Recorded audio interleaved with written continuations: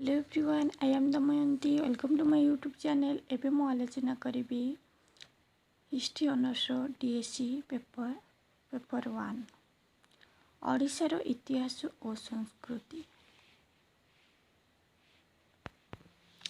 Unit 1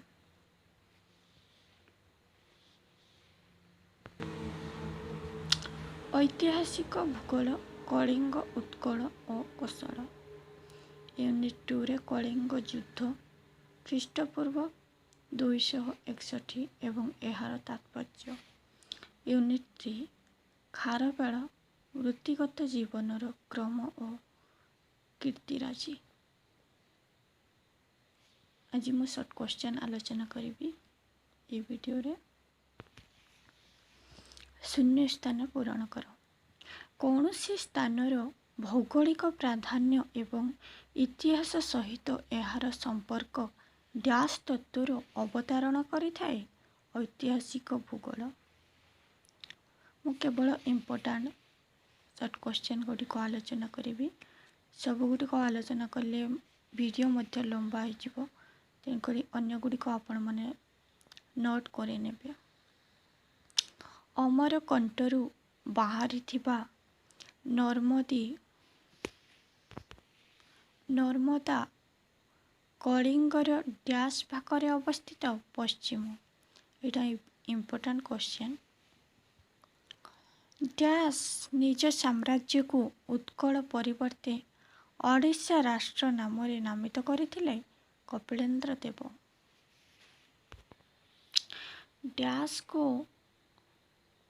Allahabad प्रशस्ति कौशल दक्षिण पथ राज्य गुड़िक मध्य अंतर्भुक्त करा जाए। हरिशेष अशोक अभिषेकर डैश वर्ष कलिंग आक्रमण करथिले अष्टम। यहाँ मध्य बहुत इम्पोर्टाट मन रखिथे। अशोक त्रयोदश शिलालेख डैश ठारे अवस्थित शाहबाजगढ़।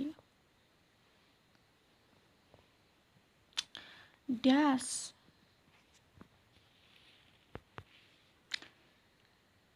बिंदुसारଙ୍କ उत्तराधिकारी थे अशोक। यहाँ मध्य बहुत इम्पोर्टाट क्वेश्चन।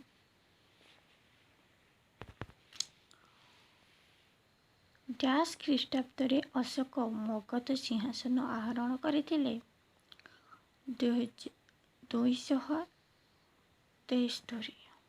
डैश ख्रीष्टाब्द कलिंग युद्ध संगठित होता 261। यहाँ मध्य एग्जाम बहुत टाइम पड़े। शुंग सम्राट डैश को पराजित करथिले खारବେଳ बृहस्पति मित्र। खारବେଳ डैश संप्रदायर जैन थिले श्वेतांबर। पुराण अनुजाई कलिंग देश को केउ पर्वत सहित जोग करा जाइछि अमरकंटक। यहाँ मध्य एग्जाम पड़े बहुत टाइम। द्वितीय शताब्दीर प्रथम 25 वर्ष मध्य कलिंगरे किए राजत्व करथिले गौतम पुत्र सातकर्णी। हर्षवर्धन परवर्ती समय उत्कलर नाम कौन थिला। हर्षवर्धन परवर्ती समय उत्कलर नाम उत्तर तोषाली थिला। अशोकଙ୍କ केउ अनुशासन कलिंग युद्ध विषय लिपिबद्ध होइछि। त्रयोदश। अशोकଙ୍କ पिताଙ୍କ नाम कौन। सिंधुसार। यहाँ मत बहुत इम्पोर्टाट क्वेश्चन। अशोक केबे सिंहासन आहरण करथिले 273। यहाँ मध्य एग्जाम बहुत टाइम पड़े। केउठारे तृतीय बौद्ध सम्मिलनीर आयोजन करा जाइथिला पाटलिपुत्र। धर्मर उन्नति पाई अशोक केउमानंकु नियुक्त करथिले धर्म महामात्र। कलिंगरे चेदी वंशर तृतीय राजा रूपे किए शासन करथिले खारବେଳ। ଖାରବେଳ ଯୁଦ୍ଧ ବିଜୟ ପରେ କେଉଁ ଉପାଧିରେ ନିଜକୁ ବିମଣ୍ଡିତ କରିଥିଲେ? କଳିଙ୍ଗାଧିପତି। ରାଜତ୍ୱର କେଉଁ ବର୍ଷରେ ଖାରବେଳ ଜୈନ ସନ୍ନ୍ୟାସୀ ଏବଂ ତାପସମାନଙ୍କ ପାଇଁ ଗୁମ୍ଫା ନିର୍ମାଣ କରିଥିଲେ? ତ୍ରୟୋଦଶ। ପ୍ରାୟ 2ଟି କିମ୍ବା 3ଟି ବାକ୍ୟରେ। ହୁଏନ୍ସାଂଙ୍କ କେଉଁ ପୁସ୍ତକରେ ଅଡ୍ରକୁ ଜ ରୂପେ ବର୍ଣ୍ଣନା କରାଯାଇଛି? ଏଇଟା ବହୁତ ଟାଇମ୍ ଏକ୍ଜାମ୍ରେ ପଡ଼େ। 2020ରେ ଏଇଟା ପଡ଼ିଥିଲା। ହୁଏନ୍ସାଂଙ୍କ କି ପୁସ୍ତକରେ ଉଡ୍ରକୁ ଜ ରୂପେ ବର୍ଣ୍ଣନା କରାଯାଇଛି? କାହାର ରାଜତ୍ୱ ସମୟରୁ ଓଡ଼ିଶା ଉତ୍କଳ ସାମ୍ରାଜ୍ୟ ନାମରେ ଅଭିହିତ ହୋଇଥିଲା? ଚଡ଼ଗଙ୍ଗ ଦେବଙ୍କ ରାଜତ୍ୱ ସମୟରୁ ଓଡ଼ିଶା ଉତ୍କଳ ସାମ୍ରାଜ୍ୟରେ ନାମରେ ଅଭିହିତ ହୋଇଥିଲା। ଅଶୋକଙ୍କ ଅଭିଲେଖମାନଙ୍କର କେଉଁ ଲିପି ଓ କେଉଁ ଭାଷାରେ ଉତ୍କୀର୍ଣ୍ଣ କରାଯାଇଛି? ଅଶୋକଙ୍କ ଅଭିଲେଖମାନଙ୍କ ମୁଖ୍ୟତଃ ବ୍ରାହ୍ମୀ ଲିପି ଓ ପ୍ରାକୃତ ଭାଷାରେ ଉତ୍କୀର୍ଣ୍ଣ ହୋଇଛି। ଏଇଟା ମୋତେ ବହୁତ ଟାଇମ୍ ଏକ୍ଜାମ୍ରେ ପଡ଼େ। କଳିଙ୍ଗ ଯୁଦ୍ଧ ସମୟ ତଥ୍ୟରେ ପରିପୂର୍ଣ୍ଣ ଅଶୋକଙ୍କ ତ୍ରୟୋଦଶ ଶିଳାଲିପି କେଉଁଠାରେ ଅବସ୍ଥିତ? କଳିଙ୍ଗ ଯୁଦ୍ଧ ସମୟ ତଥ୍ୟରେ ପରିପୂର୍ଣ୍ଣ ଅଶୋକଙ୍କ ତ୍ରୟୋଦଶ ଶିଳାଲିପି ଆଫଗାନିସ୍ତାନ ଓ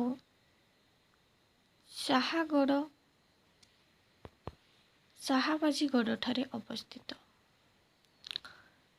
ତୃତୀୟ ବୌଦ୍ଧ ସମ୍ମିଳନୀ କେବେ ଓ କେଉଁଠାରେ ଅନୁଷ୍ଠିତ ହୋଇଥିଲା? ଅଶୋକଙ୍କ ଉଦ୍ୟମରେ ଖ୍ରୀଷ୍ଟପୂର୍ବ 251ରେ ପାଟଳିପୁତ୍ରଠାରେ ତୃତୀୟ ବୌଦ୍ଧ ସମ୍ମିଳନୀ ଅନୁଷ୍ଠିତ ହୋଇଥିଲା। କେବେ ଏବଂ କିଏ ହାତୀଗୁମ୍ଫା ଅଭିଲେଖ ଆବିଷ୍କାର କରିଥିଲେ? 1820 ଖ୍ରୀଷ୍ଟାବ୍ଦରେ ଐତିହାସିକ ଆଣ୍ଡ୍ରିଉ ଷ୍ଟର୍ଲିଂ ହାତୀ ଗୁମ୍ଫା ଅଭିଲେଖକୁ ଆବିଷ୍କାର କରିଥିଲେ। ଖାରବେଳ ସମୟରେ କଳିଙ୍ଗର ରାଜଧାନୀ ନାମର କ'ଣ ଥିଲା? ଖାରବେଳଙ୍କ ସମୟରେ କଳିଙ୍ଗର ରାଜଧାନୀ ନାମ ଥିଲା କଳିଙ୍ଗ ନଗର। ହାତୀଗୁମ୍ଫା ଶିଳାଲେଖରେ କେଉଁ ବର୍ଷ ଖାରବେଳଙ୍କ ଶାସନକାଳ ଶେଷ ବର୍ଷ ରୂପେ ଦେଖିବାକୁ ମିଳେ? ହାତୀଗୁମ୍ଫା ଶିଳାଲେଖରେ ତ୍ରୟୋଦଶ ବର୍ଷ ହିଁ ଖାରବେଳଙ୍କ ଶାସନକାଳର ଶେଷ ବର୍ଷ ରୂପେ ଦେଖିବାକୁ ମିଳେ। 5ଟି ବା 6ଟି ବାକ୍ୟରେ ଐତିହାସିକ ଭୂଗୋଳ କ'ଣ? କୌଣସି ସ୍ଥାନର ଭୌଗୋଳିକ ପ୍ରାଧାନ୍ୟ ଏବଂ ଇତିହାସ ସହିତ ଏହାର ସମ୍ପର୍କ ଐତିହାସିକ ଭୂଗୋଳ ତତ୍ତ୍ୱର ଅବତାରଣ କରିଥାଏ। ପ୍ରାଚୀନ ସାହିତ୍ୟରେ ଉଡ୍ର କ'ଣ? ବର୍ତ୍ତମାନ ଓଡ଼ିଶା ବୋଧହୁଏ ପ୍ରାଚୀନ ଉଡ୍ରରୁ ତାହାର ନାମ ଆହରଣ କରିଥିଲା। ପାଲି ଗ୍ରନ୍ଥଗୁଡ଼ିକରେ ବାରମ୍ବାର ଉଡ୍ଡେନୀ ସମ୍ବନ୍ଧରେ ବର୍ଣ୍ଣନା କରାଯାଇଛି। କାବ୍ୟ ଏବଂ ସାହିତ୍ୟର ଉତ୍କର୍ଷ। କାବ୍ୟ ଏବଂ ପୁରାଣରେ ଉତ୍କର୍ଷ ମାଳବ ଉଡ୍ର ମେକଳ କଳିଙ୍ଗ ଆନ୍ଧ୍ର ଏବଂ ଦଶାନ ସହିତ ସ୍ଥାନ ପାଇଥାଏ। ପୁରାଣ ତଥା ପ୍ଲିନିଙ୍କ ବର୍ଣ୍ଣନାରେ କଳିଙ୍ଗ କ'ଣ? ସେ ପ୍ରଥମ 3ଟା କ୍ୱେଶ୍ଚନ୍ ଏବଂ ଏଇଟା ଆଉ ହୁଏନ୍ସାଂଙ୍କ ବର୍ଣ୍ଣନାରେ କଙ୍ଗଦ କ'ଣ? କଳିଙ୍ଗ ଯୁଦ୍ଧର ରାଜନୈତିକ କାରଣ। ଏ 2ଟାରୁ ଯେଉଁଟାରେ ଗୋଟେ ଏକ୍ଜାମ୍ରେ ଆସିବ। କଳିଙ୍ଗ ଯୁଦ୍ଧର ରାଜନୈତିକ କାରଣ ନଚେତ୍ କଳିଙ୍ଗ ଯୁଦ୍ଧର ଅର୍ଥନୈତିକ କାରଣ ନଚେତ୍ କଳିଙ୍ଗ ଯୁଦ୍ଧର ସାମାଜିକ କାରଣ। ଏ 3ଟାରୁ ଯେଉଁଟାରେ ଗୋଟେ ନିଶ୍ଚୟ ଆସିବ ଏକ୍ଜାମ୍ରେ। ତାପରେ କଳିଙ୍ଗ ଯୁଦ୍ଧର ଫଳାଫଳ, କଳିଙ୍ଗ ଯୁଦ୍ଧର ରାଜନୈତିକ ଫଳାଫଳ, ଖାରବେଳଙ୍କ ସାମରିକ କୃତି, ଖାରବେଳଙ୍କ ପ୍ରାଥମିକ ଜୀବନୀ, ହାତୀଗୁମ୍ଫା ଶିଳାଲେଖ, ଏ ଭିତରୁ ମଧ୍ୟ ଗୋଟେ ନିଶ୍ଚୟ ଆସିବ। ୟୁନିଟ୍ 2 ମାଠର ପ୍ରାଚ୍ୟ ଗଙ୍ଗ ଓ ଶୈଳୋଦ୍ଭବ, ଭୌମକର ଓ ସମବଂଶ।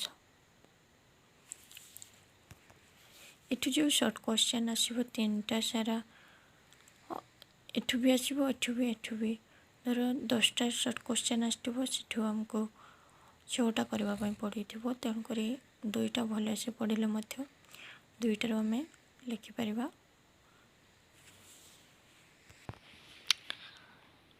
ଏ ପର୍ଯ୍ୟନ୍ତ ଜଣାଥିବା ମାଠର ବଂଶର ପ୍ରାଚୀନ ରାଜା ହେଉଛନ୍ତି dash. Vishakha Varman. Important question. ବାଣପୁରର ତାମ୍ର ଶାସନରେ ଡ୍ୟାସ୍ ପ୍ରବୋଧଚନ୍ଦ୍ର ନାମକ ଜୈନ ସାଧୁଙ୍କ ଦାନପତ୍ର ଅର୍ପଣ କରିଥିଲେ। କଲ୍ୟାଣୀ ଦେବୀ। ଶଙ୍କର ବର୍ମଣଙ୍କ ପୁତ୍ର ଡ୍ୟାସ୍ ମାଠର ବଂଶର ସର୍ବଶ୍ରେଷ୍ଠ ଶକ୍ତିଶାଳୀ ରାଜା ଥିଲେ। ଶକ୍ତି ବର୍ମଣ। ପ୍ରାଚ୍ୟ ଗଙ୍ଗବଂଶର ରାଜା ଇନ୍ଦ୍ରବର୍ମଣ ଡ୍ୟାସ୍ ଠାରେ ରାଜଧାନୀ ସ୍ଥାପନ କରିଥିଲେ ଦନ୍ତପୁର। ଡ୍ୟାସ୍ ଖ୍ରୀଷ୍ଟାବ୍ଦରେ ଭୌମକର ରାଜତ୍ୱ ଆରମ୍ଭ ହୋଇଥିଲା 737। ଡ୍ୟାସ୍ ଥିଲେ ଭୌମକର ରାଜବଂଶର ପ୍ରତିଷ୍ଠାତା କ୍ଷମଙ୍କର ଦେବ। ଡ୍ୟାସ୍ ମହାରାଜାଧିରାଜ ପରମେଶ୍ୱର ଉପାଧିରେ ଭୂଷିତ ହୋଇଥିଲେ ଦ୍ୱିତୀୟ ଶାନ୍ତିକର ଦେବ। ଭୌମକରମାନଙ୍କର ରାଜଧାନୀ ଥିଲା ଡ୍ୟାସ୍। ଗୁହଦେବ ପାଟକ। ଡ୍ୟାସ୍ ଠାରୁ ଦ୍ୱିତୀୟ ଯଯାତି କେଶରୀଙ୍କ ଅଭିଷେକ ଉତ୍ସବ ପାଳିତ ହୁଏ ସୁବର୍ଣ୍ଣପୁର। ଡ୍ୟାସ୍ ଲିଙ୍ଗରାଜ ମନ୍ଦିରର ନିର୍ମାଣ କାର୍ଯ୍ୟ ଆରମ୍ଭ କରିଥିଲେ ଦ୍ୱିତୀୟ ଯଯାତି। ଏଇଟା ବହୁତ ଇମ୍ପୋର୍ଟାଣ୍ଟ କ୍ୱେଶ୍ଚନ୍।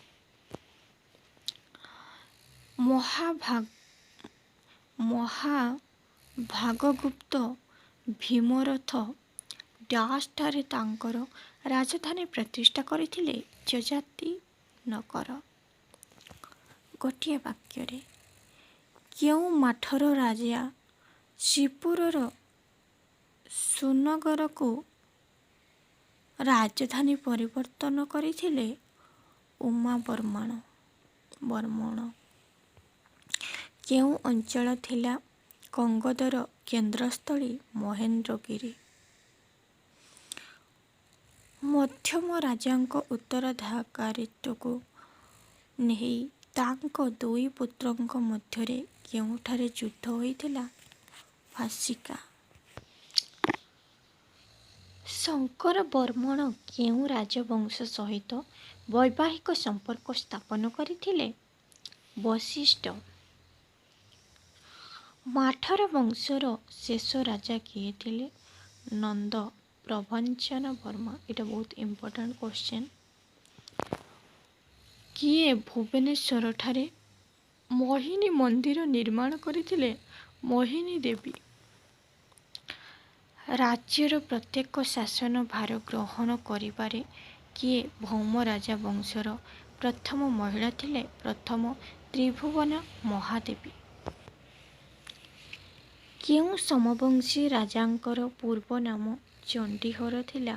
ଦ୍ୱିତୀୟ ଯଯାତି। ଏଇଟା ମଧ୍ୟ ବହୁତ ଇମ୍ପୋର୍ଟାଣ୍ଟ କ୍ୱେଶ୍ଚନ୍। ସମବଂଶୀ ଶାସନରେ କେଉଁ ବଂଶର କ୍ଷତ୍ରିୟ ଥିଲେ? ଚନ୍ଦ୍ର।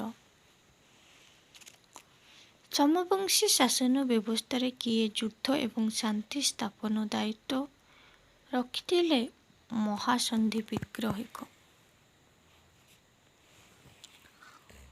2ଟି ବା 3ଟି ବାକ୍ୟରେ ଦାକ୍ଷିଣାତ୍ୟ ଅଭିଯାନରୁ କେଉଁ ମହାନ ଗୁପ୍ତ ସମ୍ରାଟ ପ୍ରତ୍ୟାବର୍ତ୍ତନ ପରେ କଳିଙ୍ଗଠାରେ ମାଠର ରାଜବଂଶର ସାର୍ବଭୌମ ଶାସନ ପ୍ରତିଷ୍ଠା ହୋଇଥିଲା?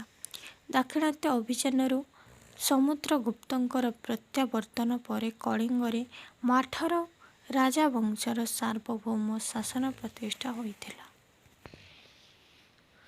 ଓଡ଼ିଶାରେ ପ୍ରାଚ୍ୟ ଗଙ୍ଗବଂଶର ପ୍ରତିଷ୍ଠାତା କିଏ? ଗଙ୍ଗବଂଶର ପ୍ରତିଷ୍ଠାତା ଥିଲେ ଇନ୍ଦ୍ରପର୍ମଣ। ଏଇଟା ମଧ୍ୟ ବହୁତ ଇମ୍ପୋର୍ଟାଣ୍ଟ କ୍ୱେଶ୍ଚିନ୍। ଶୈଳୋଦ୍ଭବ ଶାସନର ସର୍ବୋଚ୍ଚ ଶିଖରରେ କିଏ ଥିଲେ? ଶୈଳୋଦ୍ଭବ ଶାସନର ସର୍ବୋଚ୍ଚ ଶିଖରରେ ଥିଲେ ରାଜା। ପ୍ରଥମ ଶିବକର ଦେବଙ୍କ ପରେ କିଏ ଭୌମ ରାଜବଂଶର ସିଂହାସନ ଆରୋହଣ କରିଥିଲେ? ଶୁଭକର ଦେବ। ଦ୍ୱିତୀୟ ତ୍ରିଭୁବନ ମହାଦେବୀ କେବେ ଭୌମକର ରାଜବଂଶର ସିଂହାସନ ଆରୋହଣ କରିଥିଲେ? 1890। Important question. କିଏ ଓଡ଼ିଶାରେ ସମବଂଶୀ ଶାସନ ପ୍ରତିଷ୍ଠା କରିଥିଲେ? ପ୍ରଥମ ଜନ୍ମେଜୟ ଓଡ଼ିଶାରେ ସମବଂଶୀ ଶାସନ ପ୍ରତିଷ୍ଠା କରିଥିଲେ। କେଉଁ ସମବଂଶୀ ଶାସକ ଲିଙ୍ଗରାଜ ମନ୍ଦିର ନିର୍ମାଣ କାର୍ଯ୍ୟ ଆରମ୍ଭ କରିଥିଲେ? ଏଇଟା ବହୁତ ଇମ୍ପୋର୍ଟାଣ୍ଟ। ଦ୍ୱିତୀୟ ଯଯାତି କେଶରୀ। ସମବଂଶୀମାନଙ୍କର ଶାସନର କେନ୍ଦ୍ରବିନ୍ଦୁ କିଏ ଥିଲେ? କେନ୍ଦ୍ରବିନ୍ଦୁ ଥିଲେ ରାଜା। ଭୁବନେଶ୍ୱରର ପ୍ରସିଦ୍ଧ ରାଜାରାଣୀ ମନ୍ଦିର କେଉଁ ରାଜବଂଶର ରାଜତ୍ୱ ସମୟରେ ନିର୍ମିତ ହୋଇଥିଲା? ସମବଂଶୀ ରାଜବଂଶର ରାଜତ୍ୱ ସମୟରେ। ଏଇଟା ମୋତେ ବହୁତ ଇମ୍ପୋର୍ଟାଣ୍ଟ କ୍ୱେଶ୍ଚିନ୍। ତାପରେ 5ଟି ବା 6ଟି ବାକ୍ୟରେ ମାଠର ରାଜବଂଶର ଅଭ୍ୟୁଦୟ କେବେ? ଶକ୍ତିବର୍ମଣ କ'ଣ? ଶଙ୍କରବର୍ମଣଙ୍କ ପୁତ୍ର ଶକ୍ତିବର୍ମଣ ମାଠର ବଂଶର ସର୍ବଶ୍ରେଷ୍ଠ ଶକ୍ତିଶାଳୀ ରାଜା ଥିଲେ। ଏଇଟା ସର୍ଟ କ୍ୱେଶ୍ଚିନ୍ରେ ମଧ୍ୟ ପଡ଼େ। 1 ମାର୍କିଆ 2 ମାର୍କିଆରେ ଶଙ୍କରବର୍ମଣଙ୍କ ପୁତ୍ରଙ୍କର ନାମ କ'ଣ?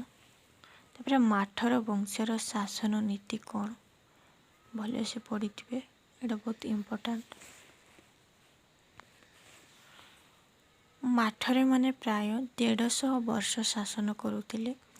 ସେମାନଙ୍କ ରାଜ୍ୟ ଉତ୍ତରରେ ମହାନଦୀରୁ ଦକ୍ଷିଣରେ କୃଷ୍ଣା ନଦୀ ପର୍ଯ୍ୟନ୍ତ ବ୍ୟାପିଥିଲା। ସେମାନେ ସ୍ୱାଧୀନ ଭାବରେ ଶାସନ କରୁଥିଲେ ଏବଂ ଏକ ଦୃଢ଼ ଦାନଶୀଳ ଶାସନ ପ୍ରତିଷ୍ଠା କରିଥିଲେ। ପରେ ହର୍ଷବର୍ମଣ ନଚେତ୍ ଶୈଳୋଦ୍ଭବ ରାଜବଂଶର ଅଭ୍ୟୁଦୟ ନଚେତ୍ ଚରମ୍ପରାଜ ପ୍ରଥମ ଅୟଶୋଭିତ।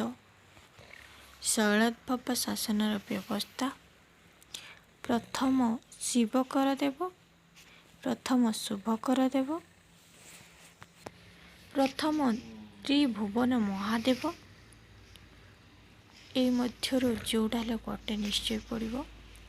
ତାପରେ ଆସିଲା ଭୌମକର ରାଜତ୍ୱର ଧର୍ମ, ଦ୍ୱିତୀୟ ଯଯାତି,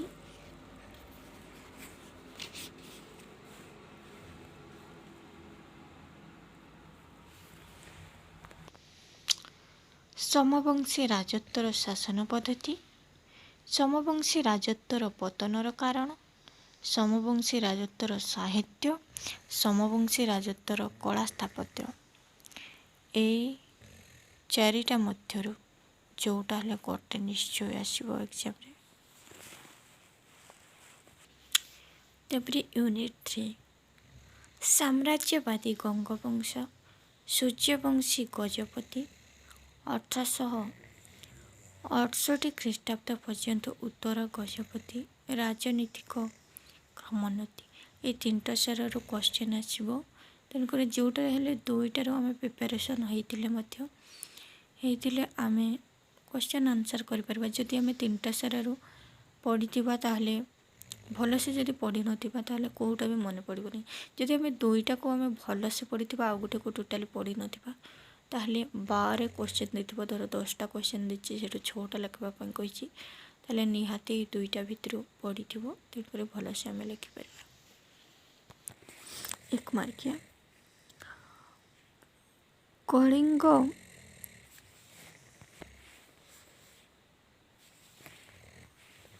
स्तूपराणीर लेखक डैश थिले जयगंडम मु केवल इम्पोर्टाट क्वेश्चन गुड़िक आलोचना करी गंग शासन रे डैश थिले युद्ध और शांतिर मंत्री सन्धि विग्रहक एटा बहुत इम्पोर्टाट क्वेश्चन चड़गंग देव डैश ख्रीष्टाब्द सिंहासन आरोहण करते 1078 एटा मध्य बहुत इम्पोर्टाट क्वेश्चन जगन्नाथ मंदिर निर्माण कार्य आरंभ डैश करथिले चड़गंग देव डैश कोणार्क मंदिर निर्माण करथिले प्रथम नरसिंह देव ए दुईटार जोटा गोटे निश्चय पड़े एग्जाम रे पद्मावती थिले डैश को कन्या साल्लो नरसिंह डैश ख्रीष्टाब्द कपिलेन्द्र देव सिंहासन आरोहण करथिले 1435 एटा मते बहुत इम्पोर्टाट डैश थिले ओडिशार सूर्यवंशी शासनर प्रतिष्ठाता कपिलेन्द्र देव पुरुषोत्तम देव कांचीर राजा डैश को परास्त करथिले साल्लो नरसिंह डैश थिले सूर्यवंशर शेष राजा प्रतापरुद्र देव डैश ख्रीष्टाब्द ओडिशा मुसलमान मानक द्वारा अधिकृत होइतिला 1568 डैश थिले ओडिशार शेष हिंदू मुकुंद देव एटा बहुत इम्पोर्टाट गोटे वाक्य उत्तर चड़गंग देव बंग आक्रमण करने समय यार राजधानी नाम कौन थिला आरम्य अनंग भीमदेव निजको जगन्नाथंकर कौन बोली अभिहित करुतिले राउत चड़गंग देवंक पितांक नाम देवेंद्र वर्मन प्रथम राजदेव चड़गंग देव केबे उत्कल जय करथिले 1110 एटा मते बहुत इम्पोर्टाट क्वेश्चन कपिलेन्द्र देव रचना करिथिबा संस्कृत नाटकर नाम परशुराम विजय प्रथम नरसिंह देव बंग देशर केउ मुसलमान शासन को परास्त करथिले तुघान खां कपिलेन्द्र देवंक अभिषेक वर्ष ठारू प्रचलित होइथिबा नूतन शब्द अर्थर नाम कौन कपिलाब्ध केउ राज्य जय पर कपिलेन्द्र देव नवकोटी कर्णाट उपाधि धारण करथिले विजय नगर केबे गजपति प्रताप रुद्रदेव मृत्युवरण करथिले 1541 दुईटी किंबा तीनोटी वाक्य उत्तर अनंत वर्मण चड़गंग देवंक पिता और मातांक नाम कौन पिता नाम देवेंद्र वर्मा राजराजदेव माता नाम राजसुंदरी चड़गंग केबे उत्कल आक्रमण करथिले 1110 एटा बहुत इम्पोर्टाट क्वेश्चन तृतीय अनंग भीमदेव केबे गंग राजवंश सिंहासन आहरण करथिले 1211 कोणार्कर पुराण प्रसिद्ध नाम कौन अर्क क्षेत्र एटा मध्य बहुत इम्पोर्टाट क्वेश्चन कपिलेन्द्र देव केबे एवं केउठारे ओडिशा सिंहासन आहरण करथिले 1435 भुवनेश्वर ठारे एटा मध्य इम्पोर्टाट क्वेश्चन पुरुषोत्तम देव केबे सिंहासन आहरण करथिले 1466 सूर्यवंशर विलय पाई किए दायी थिले मंत्री गोविंद विद्याधर कला पहाड़ किए एटा बहुत इम्पोर्टाट क्वेश्चन पड़े एग्जाम रे गंगर अफगान शासक सुलेमान କରରାନୀଙ୍କ ଜୈନ ଦୁର୍ଦ୍ଧର୍ଷ ସେନାପତି ଥିଲେ କଳା ପାହାଡ଼। ସେ କେବେ ଓଡ଼ିଶାକୁ ଆକ୍ରମଣ କରିଥିଲେ ସେଇଟା ମଧ୍ୟ ପଡ଼େ ଏକ୍ଜାମରେ।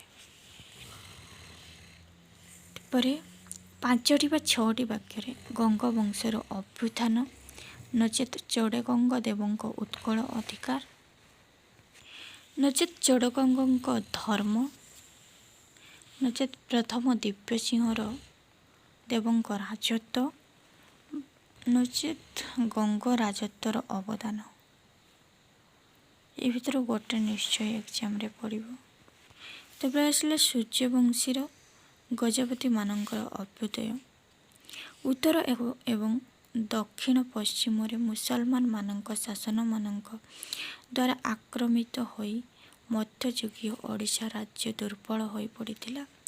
ସେତେବେଳେ ଆବଶ୍ୟକତା ଥିଲା ଜଣେ ପରାକ୍ରମଶାଳୀ ବୀର, ଯିଏ ଅରାଜକତା ଅବସାନ ଘଟାଇ ଏକ ବଳିଷ୍ଠ ଶାସନ ପ୍ରଚଳନ କରିବା ସହିତ ଓଡ଼ିଶାକୁ ପଡ଼ୋଶୀ ରାଜ୍ୟର ଆକ୍ରମଣରୁ ରକ୍ଷା କରିବା ପାଇଁ ସକ୍ଷମ ହେବ।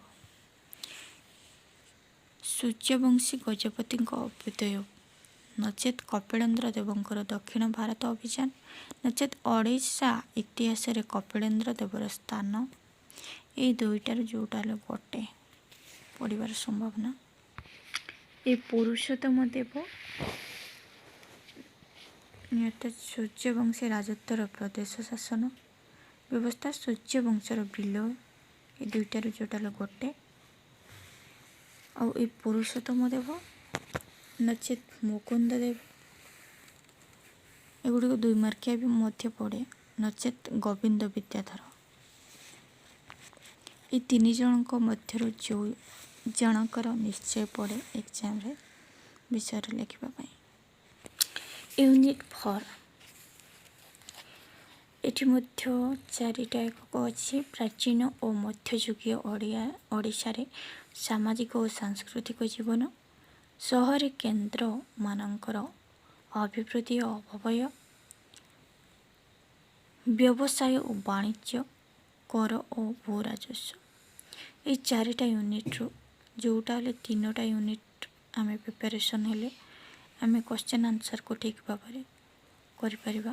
କାରଣ 4ଟା ଯାକରୁ ଆମର ସର୍ଟ କ୍ୱେଶ୍ଚନ୍ ଆସିବ। ଲଙ୍ଗ୍ କ୍ୱେଶ୍ଚନ୍ ମଧ୍ୟ ସେଠି ଦେଇଥିବ। ସେଠୁ ଆମକୁ 10ଟାରୁ 6ଟା କରିବା ପାଇଁ ପଡ଼ିବ। ତେଣୁକରି 3ଟା ଆମେ ଭଲ ଭାବରେ ପ୍ରିପାରେସନ୍ ହୋଇଥିଲେ ଆମେ ନିଶ୍ଚୟ ଏକ୍ଜାମରେ କରିପାରିବା। ସର୍ଟ କ୍ୱେଶ୍ଚନ୍ ମାଠର ମାନେ ଗ୍ରାମକୁ ଡ୍ୟାସ୍ରେ ପରିଣତ କରି ବ୍ରାହ୍ମଣମାନଙ୍କୁ ଦାନ କରିଥିଲେ। ଅଗ୍ରହାର ପ୍ରାଚୀନ ଓ ମଧ୍ୟଯୁଗୀୟ ଓଡ଼ିଶାର ବର୍ଣ୍ଣାଶ୍ରମ ମଧ୍ୟରେ ଡ୍ୟାସ୍ ମାନଙ୍କର ସ୍ଥାନ ସର୍ବଶ୍ରେଷ୍ଠ ଥିଲା ବ୍ରାହ୍ମଣ। ଜୟଦେବଙ୍କ ଡ୍ୟାସ୍ ହେଉଛି ଏକ ସଂସ୍କୃତ ଗୀତିକା ଗୀତ ଗୋବିନ୍ଦ। ଡ୍ୟାସ୍ ତାଙ୍କ ଲିଖିତ ଜଗମୋହନ ରାମାୟଣ ପାଇଁ ପ୍ରସିଦ୍ଧ ବଳରାମ ଦାସ। ଭୌମ ରାଜାମାନେ ଡ୍ୟାସ୍ ଧର୍ମର ସ୍ଥାପକ ଥିଲେ ବୌଦ୍ଧ। ପ୍ରାଚୀନ ଓ ବନ୍ଧରକୁ ଆଧୁନିକ କୋଣାର୍କ ସହିତ ପରିଚିହ୍ନିତ କରିଥାଏ ଜନାଗଡ଼। ଏଇଟା ବହୁତ ଇମ୍ପୋର୍ଟାଣ୍ଟ। ଜନାଗଡ଼ ଅନୁଗୁଳର ଡ୍ୟାସ୍କୁ ନାମାଙ୍କିତ ମୁଦ୍ରା ପ୍ରାପ୍ତ ହୋଇଛି କୁମାରଗୁପ୍ତ। ମଧ୍ୟଯୁଗୀୟ ଓଡ଼ିଶାରେ ସାଧାରଣତଃ ଡ୍ୟାସ୍ ପ୍ରସଙ୍ଗରେ ହାଟ ବସୁଥିଲା ମନ୍ଦିର। ଗୋଟିଏ ବାକ୍ୟରେ ଚୀନ ପରିବ୍ରାଜକ ହୁଏନ୍ସାଂଙ୍କ ବିବରଣୀରେ କେଉଁମାନେ କୃଷକ ଥିଲେ? ଶୂଦ୍ର।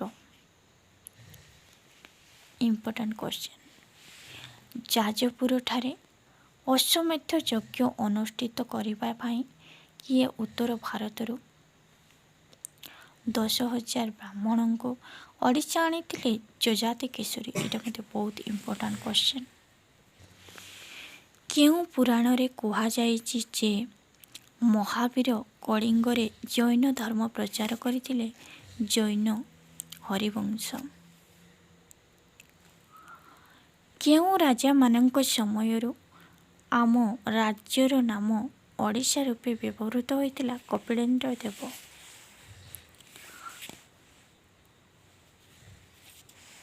गंगा मुहाणरे गठित त्रिकोण भूमि रे अवस्थित थिबा बंदरर नाम कौन? ताम्रलिप्ति। गंग राजमाने बाटी पिछा केते वार्षिक कर आदाय करुथिले? 4.49 माड़। एटा बहुत इम्पोर्टेंट। मध्ययुगीय ओडिशार प्रजा माने राजा मानंको उपहार आकार रे देउथिबा वस्तु तथा पदार्थ कौन? राजभोग। प्राचीन ओडिशा रे बणिक मानंकर द्वारा प्रतिष्ठित संघ केउं नामरे परिचित? श्रेणी। प्राचीन ओडिशा रे अर्थ आकार रे प्रदान करा जाउथिबा कर को कौन कुहा जाए? हिरण्य। दुईटी किंबा तीनोटी वाक्य रे। प्राचीन और मध्ययुगीय ओडिशा रे वर्णाश्रम धर्म रे केउं मानक स्थान तृतीय रे थिला? वैश्य मानस्कर स्थान तृतीय रे थिला। स्मृतिकारकଙ୍କ अनुसारे ଏହି ବର୍ଣ୍ଣର ଲୋକମାନଙ୍କର ମୁଖ୍ୟ କର୍ତ୍ତବ୍ୟ ଥିଲା ବାଣିଜ୍ୟ, କୃଷି ଓ ପଶୁପାଳନ। ଦେବଦାସୀ ପ୍ରଥା କ'ଣ? ଏଇଟା ବହୁତ ଇମ୍ପୋର୍ଟାଣ୍ଟ କ୍ୱେଶ୍ଚନ୍, ଏକ୍ଜାମ୍ରେ ପଡ଼େ। 2020ରେ ମଧ୍ୟ ପଡ଼ିଥିଲା। ସମବଂଶୀ ରାଜତ୍ୱର ସମୟରେ ଏବଂ ବିଶିଷ୍ଟ ଶ୍ରେଣୀର ଗଣିକା ଦେବ ମନ୍ଦିରରେ ଆଶ୍ରୟ ପାଇଥିଲେ ସେମାନଙ୍କୁ ଦେବଦାସୀ କୁହାଯାଏ। ଏକ ମାର୍କିଆ ମଧ୍ୟ ଏଇଟା ପଡ଼େ। ଦେବଦାସୀ କ'ଣ? ଭାଗବତ ଧର୍ମ କେବେ ଓଡ଼ିଶାରେ ପ୍ରବେଶ ଓ ପ୍ରସାର ଘଟିଥିଲା? ଖ୍ରୀଷ୍ଟୀୟ ଚତୁର୍ଥ ଶତାବ୍ଦୀର ଶେଷାର୍ଦ୍ଧରେ ମାଠରମାନଙ୍କ ଉତ୍ତର କାଳରେ ଭାଗବତ ଧର୍ମ ଓଡ଼ିଶାରେ ପ୍ରବେଶ ଓ ପ୍ରସାର ଲାଭ କରିଥିଲା। ଶୂଦ୍ରମଣି ସାରଳା ଦାସ କେଉଁ ରାଜତ୍ୱରେ ଓଡ଼ିଶାର ସାହିତ୍ୟ ଜଗତ ମଣ୍ଡନ କରିଥିଲେ? କପିଳେନ୍ଦ୍ର ଦେବଙ୍କ ରାଜତ୍ୱରେ ଓଡ଼ିଶାର ସାହିତ୍ୟ ଜଗତ ମଣ୍ଡନ କରିଥିଲେ। କଳିଙ୍ଗ ନଗର କେଉଁଠାରେ ଅବସ୍ଥିତ? ବଂଶଧାରୀ ନଦୀ କୂଳରେ ଅବସ୍ଥିତ। କେଉଁ ମସିହାରେ ଅଭିନବ ବାରାଣସୀ କଟକକୁ ଗଙ୍ଗ ରାଜଧାନୀ ରୂପେ ନିର୍ମାଣ କରାଗଲା? 1230। ଓଡ଼ିଶାର ବାଣିଜ୍ୟ ପରମ୍ପରାରେ ହାଟ କିପରି ଏକ ବିଶେଷ ଭୂମିକା ଗ୍ରହଣ କରେ? ବାଣିଜ୍ୟ ପରମ୍ପରାରେ ହାଟ ଏକ ବିଶେଷ ଭୂମିକା ଗ୍ରହଣ କରୁଥିଲା। ଏହା ଅଧିକାଂଶ ସମୟରେ ମନ୍ଦିର ନିକଟସ୍ଥ ସ୍ଥାନରେ ଅନୁଷ୍ଠିତ ହେଉଥିଲା। ଓଡ଼ିଶାର ବାଣିଜ୍ୟ ସାହିତ୍ୟ ବିଭିନ୍ନ ଆମଦାନୀ ଓ ରପ୍ତାନି ଦ୍ରବ୍ୟ କ'ଣ ଥିଲା? ବିରି, ବାଲି, ଲୁଣ, ହାତୀଦାନ୍ତ, ମୁକ୍ତା, ରୌପ୍ୟ, ସ୍ୱର୍ଣ୍ଣ ଇତ୍ୟାଦି। ହୁଏନ୍ସା କିଏ? ଏଇଟା ଏକ ମାର୍କିଆ ମଧ୍ୟ ପଡ଼େ। 2 ମାର୍କିଆ ମଧ୍ୟ ବହୁତ ଇମ୍ପୋର୍ଟାଣ୍ଟ। ହୁଏନ୍ସା ହେଉଛନ୍ତି ଚୀନ ପରିବ୍ରାଜକ ଯିଏକି ଓଡ଼ିଶା ଭ୍ରମଣରେ ଆସିଥିଲେ। ରାଜସ୍ୱ ବ୍ୟବସାୟରେ ନିଧି ଓ ଉପନିଧି କ'ଣ? ଏଇଟା ମଧ୍ୟ ବହୁତ ଇମ୍ପୋର୍ଟାଣ୍ଟ। କୌଣସି ବ୍ୟକ୍ତିଙ୍କ ଗୁପ୍ତରେ ସଞ୍ଚିତ ସମ୍ପତ୍ତି, ନିଧି ଓ ଭୂଗର୍ଭରେ ପୋତା ସମ୍ପତ୍ତିକୁ ଉପନିଧି କୁହାଯାଏ। 5ଟି ବା 6ଟି ବାକ୍ୟରେ ପ୍ରାଚୀନ ଓ ମଧ୍ୟଯୁଗୀୟ ଓଡ଼ିଶାରେ ବର୍ଣ୍ଣାଶ୍ରମର ଧର୍ମ କ'ଣ? ଗୁପ୍ତ ସମ୍ରାଟମାନଙ୍କର ପୃଷ୍ଠପୋଷକତାରେ ବ୍ରାହ୍ମଣ୍ୟ ଧର୍ମ ଅଭ୍ୟୁତ୍ଥାନ ଭାରତୀୟ ସମାଜର ରୂପ ବଦଳାଇ ଦେଲା। ଓଡ଼ିଶାରେ ମାଠର, ବାସିଷ୍ଠ, ଶୈଳୋଦ୍ଭବ ପ୍ରଭୃତି ରାଜବଂଶ ଏବଂ ସେମାନଙ୍କର ସାମନ୍ତ ରାଜାଗଣ ଗୁପ୍ତମାନଙ୍କର ଧର୍ମନୀତି ଅନୁସରଣ କରି ବ୍ରାହ୍ମଣ୍ୟ ଧର୍ମ ପୃଷ୍ଠପୋଷକତା କରିଥିଲେ। ପ୍ରାଚୀନ ମଧ୍ୟଯୁଗୀୟ ଓଡ଼ିଶାରେ ବ୍ରାହ୍ମଣମାନଙ୍କର ସ୍ଥିତି ବା ନଚେତ୍ ପଡ଼ିପାରେ ପ୍ରାଚୀନ ଓ ମଧ୍ୟଯୁଗରେ ଓଡ଼ିଶାରେ ନାରୀମାନଙ୍କର ସ୍ଥିତି, ନଚେତ୍ ଗଙ୍ଗ ରାଜତ୍ୱରେ ଧର୍ମୀୟ ବିକାଶ, ନଚେତ୍ ଗଙ୍ଗ ରାଜତ୍ୱରେ ସାଂସ୍କୃତିକ ଭାଷାର ବିକାଶ, ଗଙ୍ଗ ରାଜତ୍ୱର ସ୍ଥାପତ୍ୟ ଭାସ୍କର୍ଯ୍ୟ ଓ କଳା ବିକାଶ। ଏ ତିନିଟାରୁ ଯେଉଁଟା ହେଲେ ଗୋଟେ ନିଶ୍ଚୟ ପଡ଼ିବାର ସମ୍ଭାବନା ଅଛି। ନଚେତ୍ ସାହିତ୍ୟ କ୍ଷେତ୍ରରେ ସୂର୍ଯ୍ୟବଂଶୀ ପ୍ରଗତିର ରାଜତ୍ୱର କୃତି, ସମବଂଶ ରାଜତ୍ୱର ସହରୀକରଣ ବ୍ୟବସ୍ଥା, କଳିଙ୍ଗ ନଗରୀ କ'ଣ, ଏଇଟା ବହୁତ ଟାଇମ୍ ଏକ୍ଜାମ୍ରେ ଆସେ, ଇମ୍ପୋର୍ଟାଣ୍ଟ। ମଧ୍ୟଯୁଗୀୟ ଓଡ଼ିଶାର ସହର ଓ ନଗର। ପ୍ରାଚୀନ ଓ ମଧ୍ୟଯୁଗୀୟ ଓଡ଼ିଶାରେ ବୈଦେଶିକ ବାଣିଜ୍ୟ। ପ୍ରାଚୀନ ମଧ୍ୟଯୁଗୀୟ ଓଡ଼ିଶାର ବାଣିଜ୍ୟର ପଥ, ନଚେତ୍ ପ୍ରାଚୀନ ମଧ୍ୟଯୁଗୀୟ ଓଡ଼ିଶାର ଶିଳ୍ପ। ଏଇ ତିନିଟା ମଧ୍ୟରୁ ଗୋଟେ ଇମ୍ପୋର୍ଟାଣ୍ଟ, ଯେଉଁଟା ହେଲେ ଗୋଟେ ପଡ଼ିବାର ସମ୍ଭାବନା। ନଚେତ୍ ସେ ତିନିଟା, ନଚେତ୍ ଏଇଟା ମଧ୍ୟ ପଡ଼ିପାରେ ପ୍ରାଚୀନ ଓ ମଧ୍ୟଯୁଗୀୟ ଓଡ଼ିଶାରେ କର ବ୍ୟବସ୍ଥା। ଏଇଟା ବହୁତ ଇମ୍ପୋର୍ଟାଣ୍ଟ, ବହୁତ ଟାଇମ୍ ଏକ୍ଜାମ୍ରେ ପଡ଼େ। ଆଜିର ଆଲୋଚନା ଏତିକିରେ ସମାପ୍ତ କରୁଛି। ଭିଡ଼ିଓଟିକୁ ଭଲ ଲାଗିଥିଲେ ଲାଇକ୍, ସେୟାର, କମେଣ୍ଟ ନିଶ୍ଚୟ କରିବେ। ନମସ୍କାର। ମୋ ଚ୍ୟାନେଲରେ ଆପଣମାନେ ପାଇପାରିବେ ଓଡ଼ିଆ ଅନର୍ସର ପ୍ରଥମ ସେମିଷ୍ଟର ଠାରୁ 6th ସେମିଷ୍ଟର ପର୍ଯ୍ୟନ୍ତ ସମସ୍ତ ଭିଡ଼ିଓ, ତା ସହିତ ଇଲେକ୍ଟିଭ୍ ଏବଂ କମ୍ପଲସରି